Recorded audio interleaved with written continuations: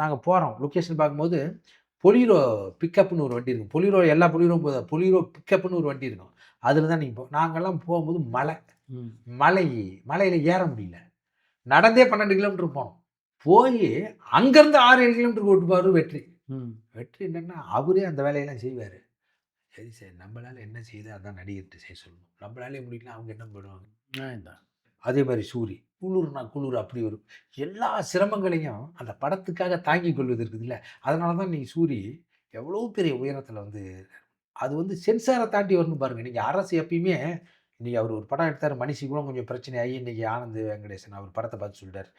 ஒரு படம் அரசாங்கத்தை விமர்சிப்பது அதெல்லாம் நீங்கள் நினைக்கக்கூடாது. கட்டாயமாக அது அவசியமா இல்லையான்னு சிந்திக்கணும். அந்த மாதிரி அந்த படம். அது புலவர் கலிய பெருமாள், தமிழரசன் 75ல் அந்த மாதிரி 80களில் இருந்தபோது அந்த தமிழ்நாடு விடுதலை படைக்கிட்டு போராளிகளே உலகத்தில் இவங்க யாருன்னு தெரிய வச்ச படம் அந்த படம். அதை எடுத்து ஒரு வியாபார ரீதியாக வெற்றி பெற அளவுக்கு வைக்கிறது தான் வெற்றியோடைய திறமை. அது வெற்றி சொல்லுவாப்ல. பாலுமேந்திரா சொல்லுவார், ஒரு படம் தனக்கான நடிகனையும் தனக்கான கதையும் தனக்கான அதை தேர்ந்தெடுத்துக்கும். வெற்றி ஜெயதிஷ் அதை தான் ஜெயதிஷ் நம்புகிறேன். அது இவரும் சொல்லுவார் சார் பாரதி கண்ணம்மா கிளைமேக்ஸ் போது ரெயின் எஃபெக்ட் வேணும் ஜெகதீஷே தரமாட்டேன்ட்டாங்க தயாரிப்பாளர். ஆனால் நான் நினச்சி ஃபீல் பண்ணி அழுதேன். மழை வந்துருச்சுன்றார். எப்படி பாருங்க இயற்கை. ஆமாம்.